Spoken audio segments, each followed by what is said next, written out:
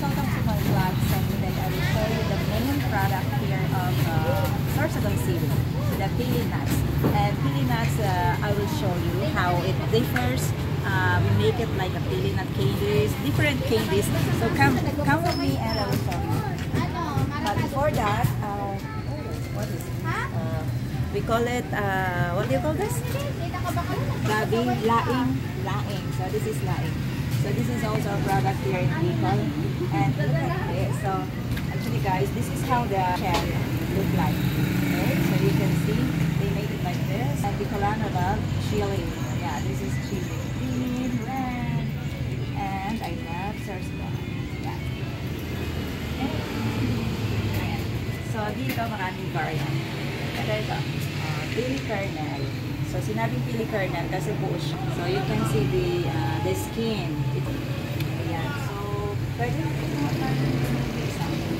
Papakita ko muna sa inyo kasi bibili ko. And ito naman is pili with Himalayan salt. So, this is only a salted pili nuts.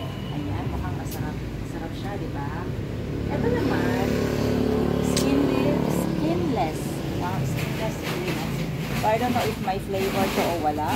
So, try natin. Ito. Ayan. Meron siyang roasted pili skinless.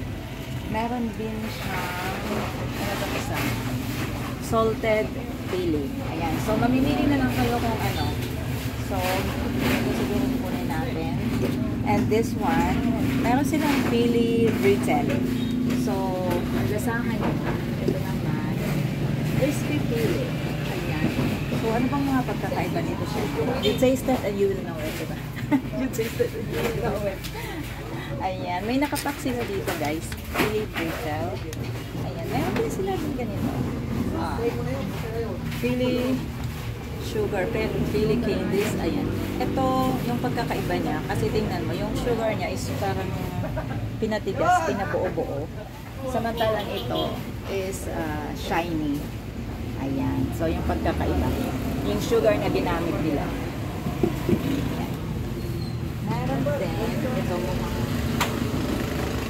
ito with sesame. This seems to be interesting. Hindi ko pa ito nalasahan na may sesame seeds. Ayan. Diba? Kung red pili siya. At dito sa baba, ayan, magkakaiba din. Ayan, may mga nakapag sila dito guys. Yung mga naka-plastic lang. Ayan, ganyan. At meron din silang mazapan. Magkano po yan yung mazapan? Magkano? 150. Isa din po. Ayan, ayan. Meron din silang pulburon. Ayan, may pulburon din sila guys. Made of pili. May molido din sila. Ayan. At siya po, molido po. Isa. Hindi na po, pulburon. Ito po. 10 pieces. Ayan. Ito is, ano pang tawag? Pastillas. Ayan. Pastillas. So, guys, masarap yung pulburon na po.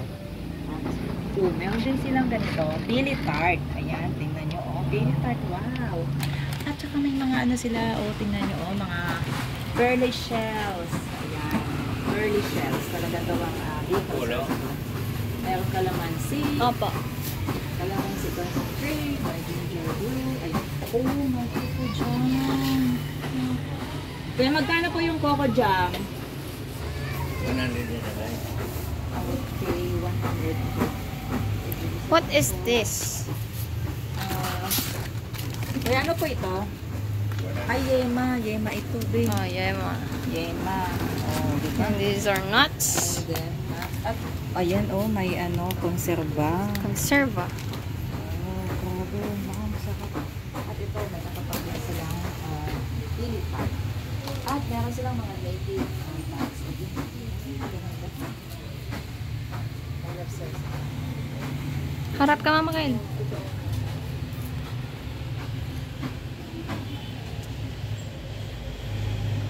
Guys, takay tingnan mo. Oh, yun. Oh, yung mga bags na lawan. Tapos may kakaiba. Nakita mo ba yung ano? Yung may ano. Tapos yung basket na may parang peacock. Ayan, may peacock ba yun? Magkano po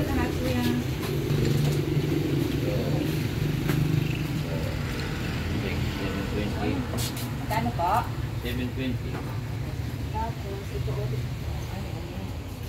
Kahit mga ganito, meron sila ulit. So guys, ayan pinakita ko sa inyo. Yan yung pinaka-main product dito sa Sorsogon City. Kaya kung pupunta kayo dito, don't miss to buy pili nuts. And here in Edgelin. Edgelin po ba ito kuya na shop mo? Yeah. So, Edgelin pili nuts pasalubong. So, dito yan sa along Rizal Street, just in front of Sorsogon Capital Park, near City Mall. Bye guys!